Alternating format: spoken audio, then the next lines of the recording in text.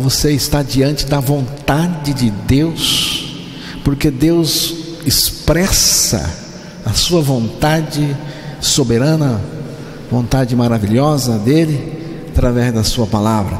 É por isso que ele disse: haja luz e houve luz. Deus disse várias vezes, irmãos, haja. E todas as vezes que Deus disse haja, não aconteceu, não foi feito, não se cumpriu, não se realizou, porque Deus está expressando a sua vontade e ela se cumpre. Falhou alguma vez que Deus disse que algo iria acontecer? Falhou? Você acha que agora Deus vai falhar com a sua igreja? Você acha que Ele vai falar assim por falar? Vai jogar palavras fora? Que Ele está meio doido? Não sabe o que fala? Se Ele disse: sejam santos, porque essa vontade dEle se cumprirá em cada um de nós, irmãos, a não ser que você não seja nada ainda, né? Ainda não foi salvo por Ele, né? Então, irmãos, é isso que Deus quer. O que Deus quer? Ele quer que você seja santo, como Ele é santo.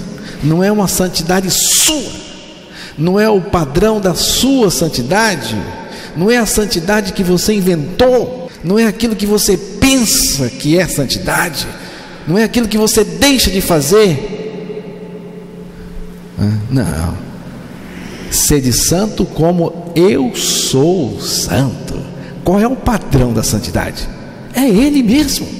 Cristo é o padrão da santidade. Por isso que Cristo tem que viver em nós. E Ele vivendo em nós, Ele vive a santidade que Ele mesmo é em nós. Efésios capítulo 1, verso 4. Como também nos elegeu nele antes da fundação do mundo, para que fôssemos santos e irrepreensíveis diante dele em amor. Aqui na tradução que estou usando também diz: portanto, Deus nos escolheu nele. Nele aqui significa em Cristo, antes da criação do mundo, para sermos santos e irrepreensíveis em sua presença. O que veio primeiro? A criação ou a regeneração? Foi a criação ou foi a redenção? O texto aqui não deixa dúvida. Quem veio primeiro foi a redenção. A redenção veio antes da criação, porquanto Deus nos escolheu nele. Nele aqui é a redenção, é antes da criação do mundo. Quando Deus criou o mundo e quando o homem pecou, a redenção já estava pronta e Deus só colocou em prática. Ele só veio aqui na terra para cumprir a vontade de Deus em Cristo Jesus. Mas o texto está dizendo algo muito importante aqui, irmãos. Irmãos, qual foi a primeira coisa que Deus pensou quando decidiu nos criar? Não havia nada, porque a criação ainda não existia, não havia nada. E Deus tinha um projeto. Ele decidiu nos criar. E qual foi a primeira coisa que Deus pensou quando decidiu nos criar? Veja aqui no texto, veja bem: portanto, Deus nos escolheu nele antes da fundação do mundo para sermos o quê, irmãos? Para sermos santos. A primeira coisa que Deus pensou quando Ele quis criar um povo, quando Ele quis ter um povo, quando Ele quis ter gente, foi a santidade, a nossa santidade.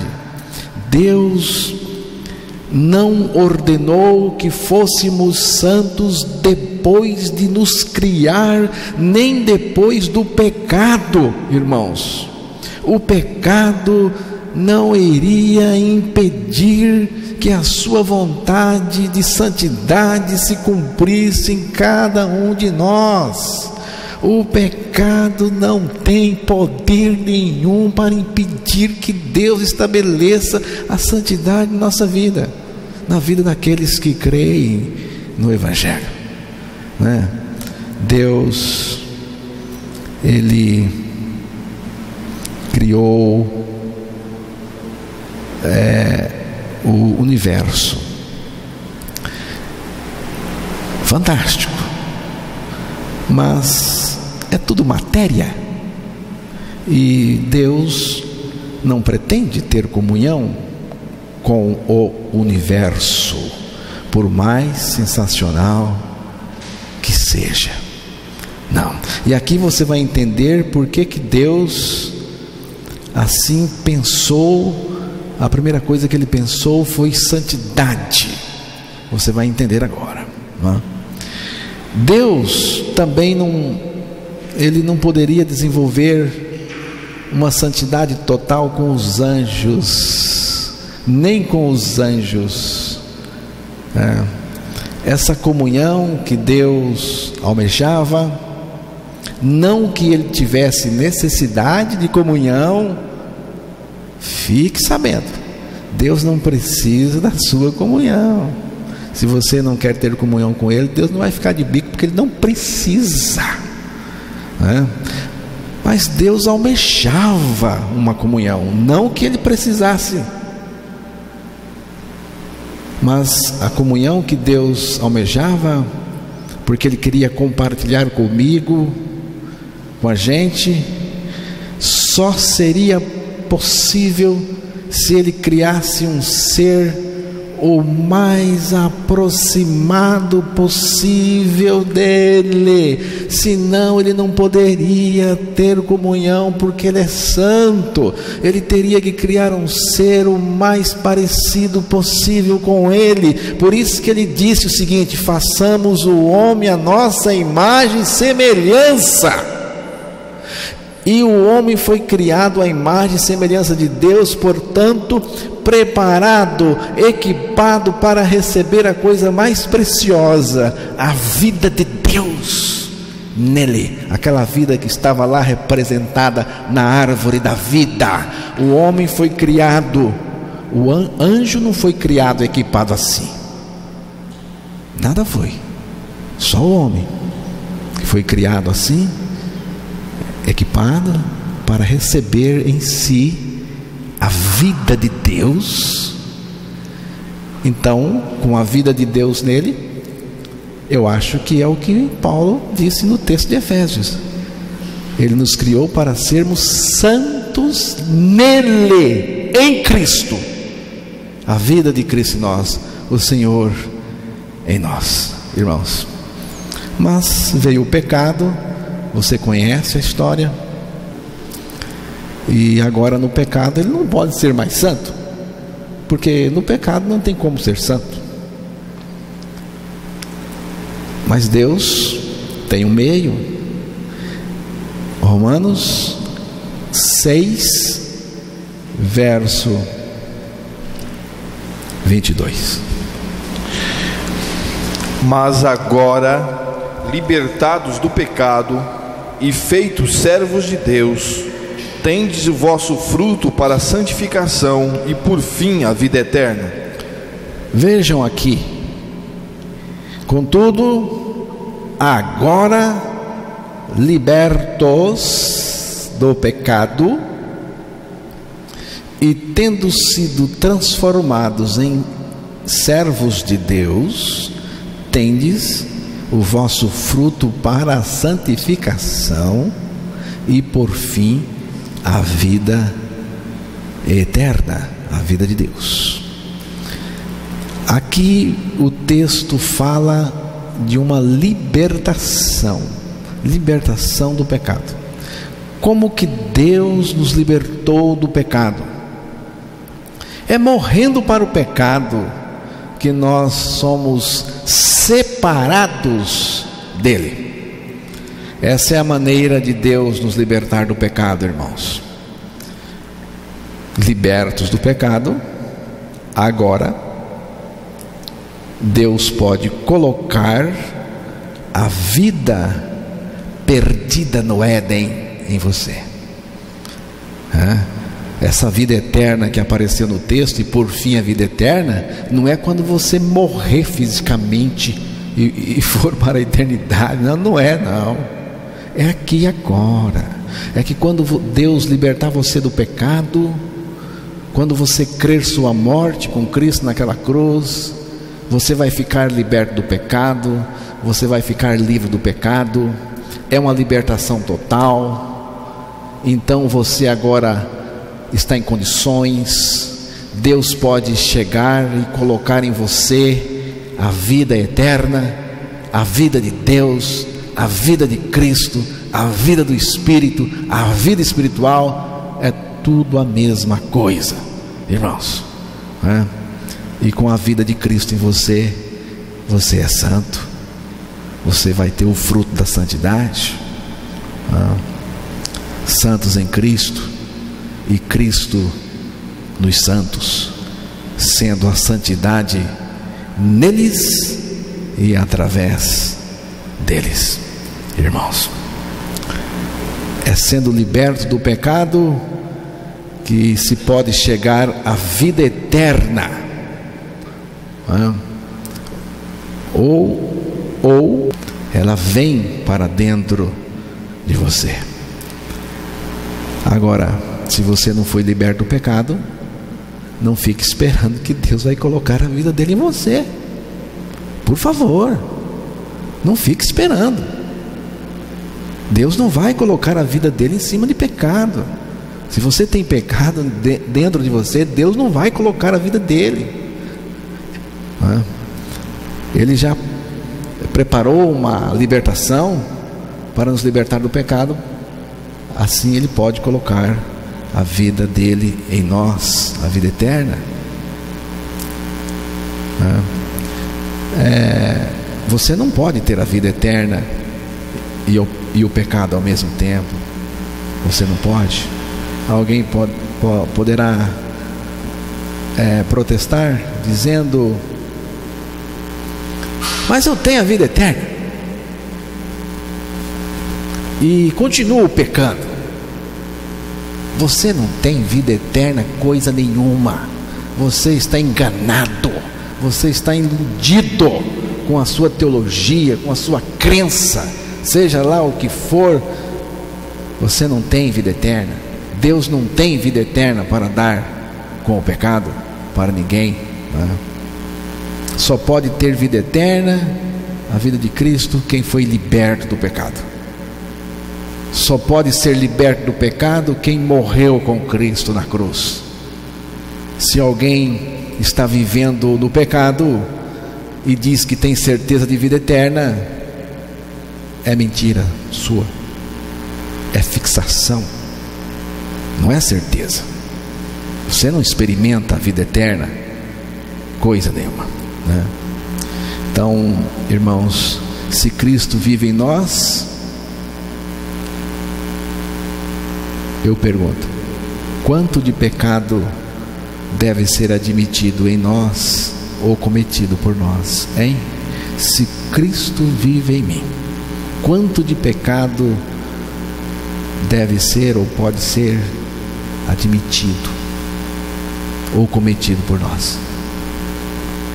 Nada, irmãos. Nós somos libertos, Ele vive em nós. E tem uma coisa que eu quero dizer para vocês: o céu é uma continuação da vida santa que você levou aqui na terra. E o inferno também é a continuação da vida pecaminosa que levamos aqui na terra. O seu destino final depende de que tipo de vida você viveu aqui na terra. Portanto, nós podemos já saber qual é o nosso destino final. Que tipo de vida você está levando? Vida de pecado ou vida santa? Afinal, santo ou pecador? No meio evangélico, no meio dos crentes, a resposta para esta pergunta que levantei agora é ambígua, irmãos. Você é santo ou é pecador? Por que é ambígua? Eles não afirmam que são santos. Assim, afirmação radical. Eles não afirmam que são santos, mas teoricamente dizem que são. Por outro lado, confessam que são pecadores, que foram salvos do pecado, mas continuam na prática do pecado. Você vê a confusão? É uma confusão danada, né? Afinal de contas, é santo ou é pecador? O salmista, lá no Salmo 86, no verso 2, responde sem titubear esta pergunta: guarda a minha alma, pois sou santo. Ó Deus meu, salva o teu servo que em ti confia. Sou santo. Não ficou amarelo, não, né, ficou sem graça. Ele respondeu assim: sou santo, santo de Deus, não é, irmãos? Então, na palavra de Deus, pela palavra de Deus, não vemos os nascidos de novo como pecadores, mas sim como santos. Se Cristo levou sobre si todos os nossos pecados, nos crucificou com Ele naquela cruz, ressuscitou e vive em nós a sua vida santa, então estamos santificados, somos santos. Você crê ou você duvida? Você crê ou você duvida? Um santo no pecado seria uma aberração profana. Muitos acreditam nesse absurdo. Uma vez, irmãos, um jovem bravejou comigo. E a tentação, você não considera pecado? Não, eu não considero tentação pecado. Esse jovem, aquele jovem, fazia uma confusão entre pecado e tentação, e não devemos confundir. Tentação não é pecado. O próprio Jesus foi tentado e não pecou. Hebreus capítulo 4, verso 15. Porque não temos um sumo sacerdote que não possa compadecer-se das nossas fraquezas, porém um que, como nós, em tudo foi tentado, mas sem pecado. Você vê? Pois não temos um sumo sacerdote que não seja capaz de compadecer-se das nossas fraquezas, mas temos o sacerdote supremo que a nossa semelhança foi tentado de todas as formas, porém sem pecado nenhum. Porém sem pecado nenhum. porém sem pecado nenhum. Foi o comportamento de Jesus Cristo quando viveu aqui na terra. Cristo em nós é santidade, e santidade total. Se Cristo vive em mim, mas eu não tenho poder para ser santo, é mentira. Se Cristo vive em mim, mas não tenho poder para viver uma vida justa e santa, é enganação. Afinal, santo ou pecador? Como que você responde? A pergunta. Pense direito para responder certo, pois a sua resposta dirá se você é salvo ou não. Não ignore o poder de Deus que pode transformar qualquer pecador em um santo de Deus, pela morte e ressurreição, juntamente